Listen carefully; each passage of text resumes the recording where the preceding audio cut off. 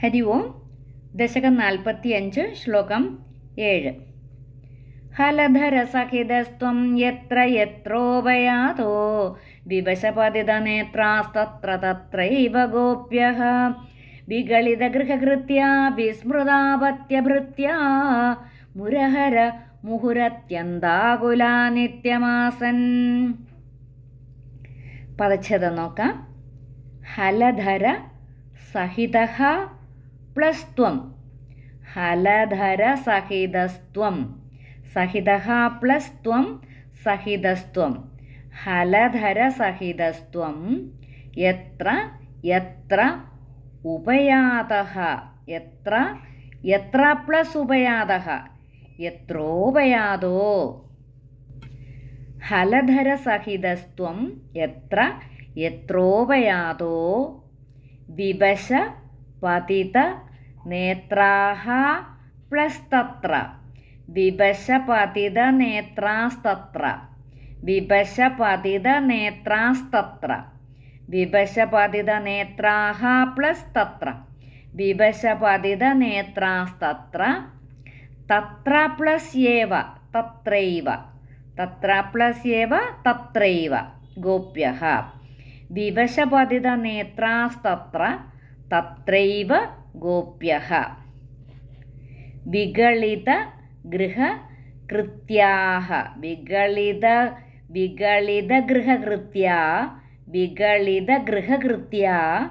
വിഗളിത ഗൃഹകൃത്യാ വിസ്മൃത അപത്യഭൃത്യാഃ. വിസ്മൃത അപത്യ വിസ്മൃതാപത്യ ഭൃത്യാഃ. വിഗളിത ഗൃഹകൃത്യാ വിസ്മൃതാപത്യഭൃത്യാ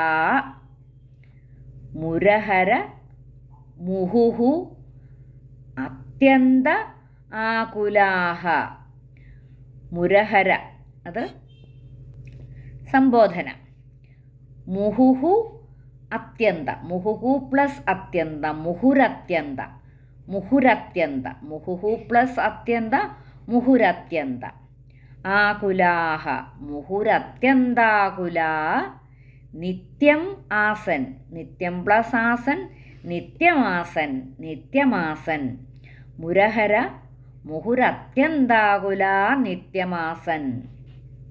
ഹലധര സഹിതസ്ത്വം യത്ര യത്രോപയാതോ വിവശ പതിത നേത്രാസ്തത്ര തത്രൈവ ഗോപ്യഃ വിഗളിത ഗൃഹകൃത്യാ വിസ്മൃതാപത്യഭൃത്യാ മുരഹര മുഹുരത്യന്താകുലാ നിത്യമാസൻ. ശ്ലോകം 7 അന്വയവും അർത്ഥവും നോക്കാം. അന്വയം.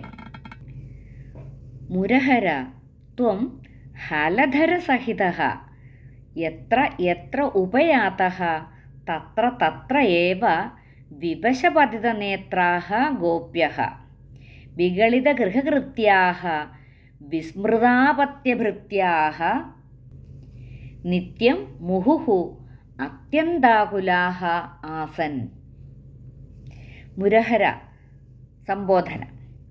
മുരഹര അല്ലയോ വിഷ്ണു, അല്ലയോ മുരാരേ, അല്ലയോ ഗുരുവായൂരപ്പ എന്നാണ്.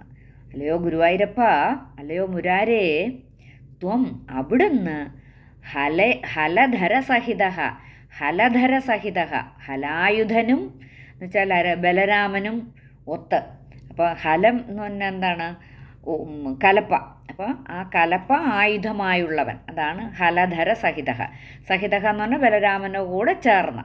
അപ്പോൾ അല്ലയോ മുരാരേ, അവിടുന്ന് ഹലായുധനോടൊപ്പം എത്ര എത്ര ഉപയാതഃ തത്ര തത്രയേവ.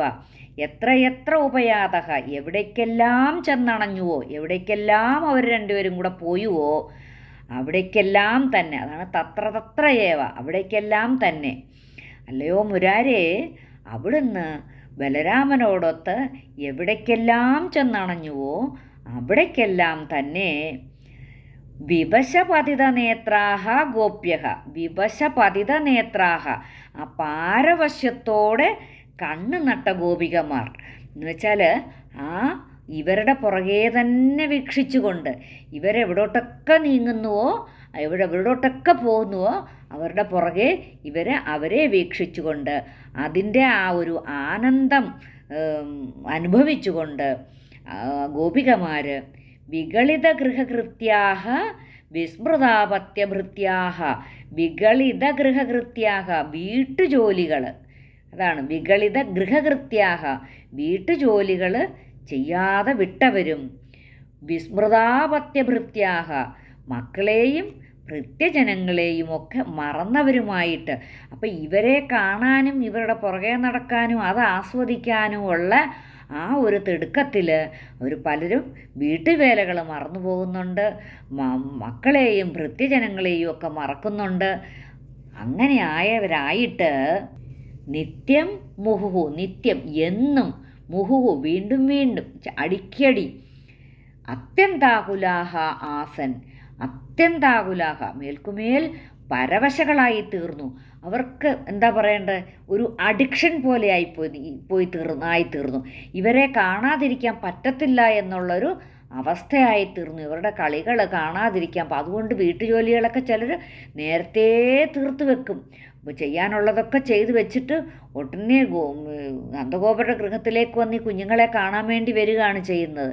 ചിലപ്പോൾ അവരുടെ ജോലികളൊന്നും ചെയ്യത്തില്ല, എന്നിട്ട് അവർ ഓടി ഇങ്ങ് വരും. അതാണ് അത്യന്താകുലാഹ എന്ന് പറഞ്ഞതെന്ന് വെച്ചാൽ അവർക്ക് മറ്റൊന്നിനോടും താല്പര്യമില്ലാത്തവരായി തീർന്നു അവർ.